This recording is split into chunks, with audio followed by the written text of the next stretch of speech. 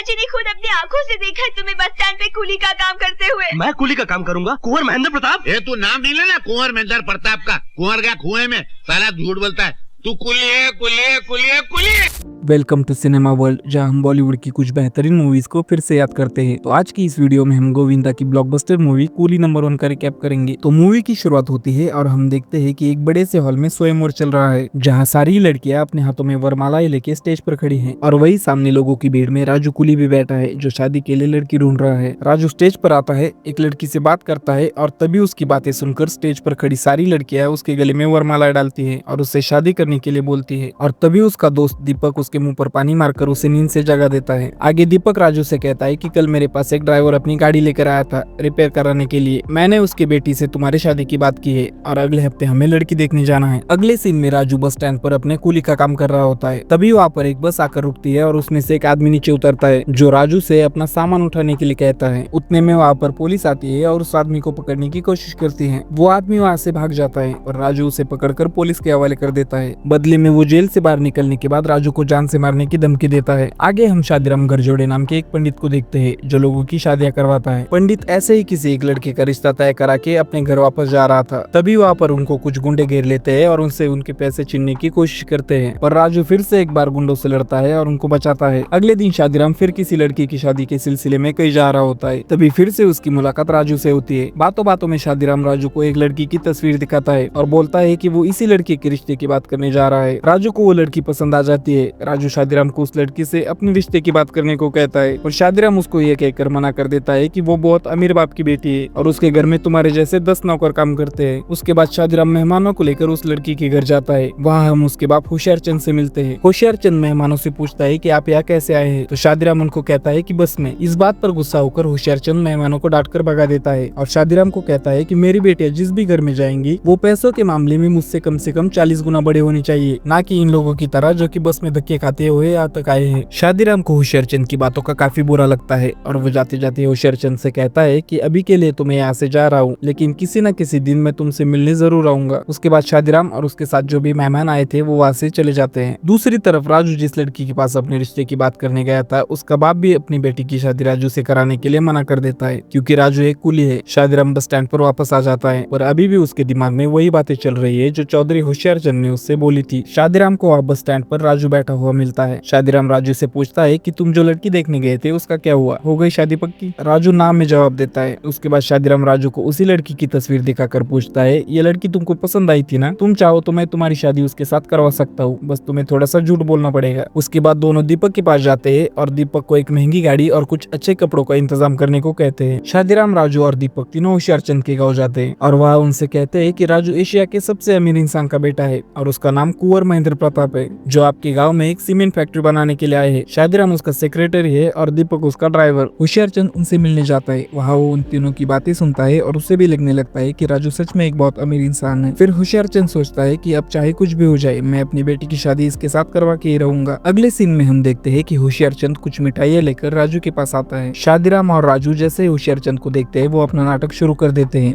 और ऊंची आवाज में बातें करने लगते हैं। राजू शादीराम से कहता है कि वो होशियारचंद की बेटी से शादी करना चाहता है। उस पर शादीराम राजू से कहता है कि आपकी और उसकी हैसियत में जमीन आसमान का फर्क है। आप कहाँ उसकी बेटी से शादी करने की जिद कर रहे हैं? अगर सिंगापुर में आपके पिता को ये बात पता चली तो वो नाराज हो जाएंगे। तभी होशियारचंद अंदर जाता है और शादीराम को समझाकर उसके हाथ में कुछ पैसे देता है और शादी की बात पक्की करने को कहता है। अगले सीन में शादीराम और राजू होशियारचंद के घर शगुन लेकर जाते हैं। वह होशियारचंद की माँ उसको समझाती है कि तो अपनी बेटी की शादी उसके साथ करवा रहा है तो कम से कम शहर जाकर उसका घर तो देख कर। इस पर शादीराम उनसे कहता है कि क्यों नहीं, कुंवर साहब के पास कई सारे बंगले हैं, आप बस बताइए कि आपको कौन सा बंगला देखना है, हम दिखा देंगे। शादीराम और राजू दोनों शहर जाकर एक बंगले के मालिक से मिलते हैं। ये वही इंसान है जिसकी गाड़ी दीपक के पास आई थी रिपेयर कराने के लिए और ये तीनों इतने दिन से उसी की गाड़ी में घूम रहे थे। शादीराम उस बंगले के मालिक को बोलता है कि हम आपके घर में एक सीरियल की शूटिंग करना चाहते हैं और इसीलिए हमें आपका घर हमारे डायरेक्टर साहब को दिखाना है। घर का मालिक मान जाता है। राजू और शादीराम उसी घर को अपना बताकर होशियारचंद को दिखाते हैं। होशियारचंद घर देखकर बहुत खुश होता है और दोनों की शादी करवा देता है। शादी के बाद राजू की पत्नी उसे कहती है कि पिताजी आपकी जुआ वाले बंगले की बहुत तारीफ कर रहे थे। हम कल ही वहाँ रहने के लिए जाएंगे। राजू उसको कहता है कि कल की कल देखेंगे, लेकिन वो राजू से प्रॉमिस करने को कहती है कि हम कल ही वहाँ रहने जाएंगे। अगले दिन वादे के मुताबिक राजू मालती को लेकर शहर जाने के लिए निकलता है। तभी होशियारचंद अपने साले को भी उनके साथ भेज देता है,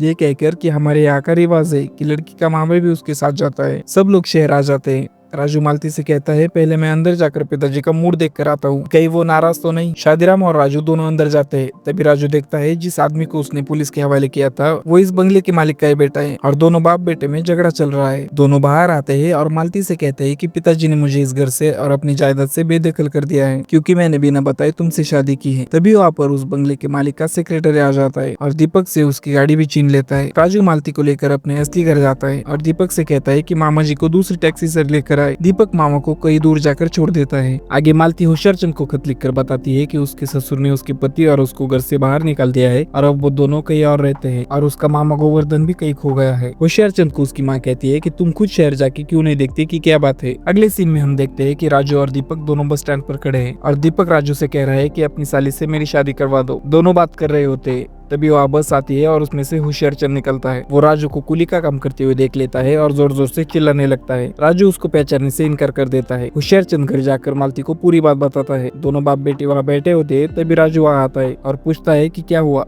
इस पर मालती उसको बोलती है कि हमें सब सच पता चल चुका है कि तुम एक कूली हो और पिताजी ने तुम्हें कूली का काम करते हुए देख लिया है। तब राजू उनसे कहता है कि जिसको आपने देखा वो मेरा जुड़वा भाई है जिसको शराब पीने की आदत है, इसलिए पिताजी ने उसको पहले ही घर से बाहर निकाल दिया था। राजू रोने का नाटक करता है। तब मालती उसकी बात मान लेती है और बोलती है कि मुझे आप पर पूरा भरोसा है। अगले दिन होशियारचंद गाँव वापस जाने की बात करता है और साथ ही मालती से कहता है क्यों ना हम तुम्हारी छोटी बहन की शादी कुंवर महेंद्र प्रताप के छोटे भाई कूली से कर दे। मालती इस बात से खुश नहीं है। कुछ दिन बाद होशियारचंद अपनी छोटी बेटी को साथ लेकर शहर वापस आता है और राजू से मिलने बस स्टैंड पर चला जाता है। होशियारचंद उसको घर आकर अपने भाई के साथ रहने को कहता है और जब राजू मना कर देता है तो वो उसके बाप के पास जाने की धमकी देता है। राजू मान तो जाता है पर एक बार अपने भाई से बात करने को कहता है कि वो मुझे अपने घर में लेगा कि नहीं। होशियारचंद जब अपने दामाद से इस बारे में बात करता है तो वो साफ साफ मना कर देता है और वहाँ से चला जाता है। होशियारचंद एक बार फिर राजू के पास जाता है और उसको पकड़कर अपने घर लेकर आता है। वो उसको एक टैक्सी गिफ्ट करता है और कुली का काम बंद करने को कहता है। अगले दिन राजू घर वापस आता है और सोचता है कि वो होशियारचंद को इतना परेशान करेगा कि वो खुद अपने घर से मुझे बाहर निकाल देगा, पर उल्टा होशियारचंद उसको जबरदस्ती ढेर सारी शराब पिला देता है और वो वही बेहोश हो जाता है। दूसरे दिन मालती रोते हुए होशियारचंद और राजू के पास आती है और कहती है कि उसका पति अब तक घर नहीं आया। उसने पहले कभी ऐसा नहीं किया, वो हमेशा शाम होने से पहले घर वापस आ जाता है। फिर सब मिलकर पुलिस स्टेशन जाते हैं उसके लापता होने की रिपोर्ट लिखवाने। मालती जब वहाँ से घर आती है तो राजू उसके आने से पहले ही घर वापस आकर बैठ जाता है और उससे कहता है कि वो किसी काम से बाहर गया था इसलिए आने में देर हो गई। मालती उसके वापस आने की खुशी में पूजा करने मंदिर जाती है पर वहाँ उसको कुछ गुंडे छेड़ने लगते हैं। तभी राजू वहाँ आता है टैक्सी ड्राइवर के बेस में और उन गुंडों को मारकर मालती को उनसे बचा लेता है। वो मालती को घर पर छोड़ता है और पिछले दरवाजे से कपड़े बदल कर घर में जाकर बैठ जाता है। वहाँ होशियारचंद टीवी पर एक फिल्म देखता है जिसमें एक आदमी दो अलग अलग इंसान होने का नाटक कर रहा होता है। होशियारचंद को शक होता है। वो सोचता है कि हमारे साथ भी ऐसा ही तो नहीं हो रहा। वो अपना शक दूर करने के लिए ड्राइवर राजू को अपनी छोटी बेटी के साथ फिल्म देखने भेज लेता है, लेकिन राजू अपनी जगह दीपक को ड्राइवर के कपड़े पहनकर सिनेमा हॉल जाने को कहता है। होशियारचंद उनके पीछे जाता है चेक करने के लिए।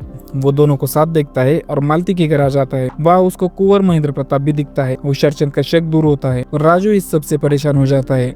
आगे दीपक कुंवर महेंद्र प्रताप के घर एक चिट्ठी लेकर आता है और मालती को देता है। दरअसल एक चिट्ठी उसने खुद लिखकर अपने आप को भेजी है। मालती, उसका पति और दीपक तीनों मिलकर चिट्ठी होशियारचंद के पास ले जाते हैं। वहाँ शालिनी की तबीयत खराब होने के कारण डॉक्टर उसे चेक करने आया है, जो सबको बताता है कि शालिनी माँ बनने वाली है। होशियारचंद इस बात को सुनकर खुश होता है और सोचता है कि अब तो राजू को शालिनी के साथ शादी करनी ही पड़ेगी। वो सोचता है ये बच्चा राजू का है, पर तभी मालती उसे राजू की वो चिट्ठी देती है जिसमें लिखा है कि वो शालिनी से शादी नहीं कर सकता और वो यहाँ से कहीं दूर जा रहा है, इसलिए कोई उसे ढूंढने की कोशिश भी ना करे। होशियारचंद गुस्से में आकर गजेंद्र प्रताप सिंह के पास जाता है और उसको बताता है कि उसके बेटे ने मेरी बेटी को धोखा दिया है, पर गजेंद्र प्रताप उसको अपने घर से बाहर निकाल देता है। होशियारचंद बाहर आकर पूरी बात उसके सेक्रेटरी को बताता है। सेक्रेटरी सारी बात जाकर गजेंद्र प्रताप के असली बेटे को बताता है। अगले सीन में सेक्रेटरी राजू के पास आता है और कहता है आपके पिताजी को अपनी गलती का एहसास है और उन्होंने आपको अपने घर बुलाया है। राजू उसकी बातें सुनकर परेशान होता है और वहाँ जाने से मना कर देता है, पर सब मिलकर उसको वहाँ पर भेज देते हैं। राजू घर के अंदर आता है और देखता है कि गजेंद्र प्रताप को किसी ने चाकू मार दिया है। राजू उसके पास जाता है, तभी वहाँ पर पुलिस आ जाती है। उनको देखकर वो घर से भाग जाता है। वो भागकर दीपक के पास जाता है और उसको पूरी बात बता देता है। साथ में उसे ये भी कहता है कि गजेंद्र प्रताप अभी भी जिंदा जिंदा है और खूनी उसको दोबारा मारने के लिए अस्पताल जरूर आएगा। हमें उससे पहले अस्पताल जाकर उसको बचाना होगा। दूसरी तरफ पुलिस इंस्पेक्टर होशियारचंद को सारी सच्चाई बताता है कि वो दो नहीं एक ही इंसान है और वो सिर्फ एक कुली है। तभी राजू और दीपक दोनों लड़की बनकर वहाँ पर आते हैं और जैसा राजू ने सोचा था, खूनी अपना अधूरा काम पूरा करने अस्पताल आता है, जो गजेंद्र प्रताप का ही असली बेटा है। वो चाकू लेकर अपने बाप को मारने की कोशिश करता है।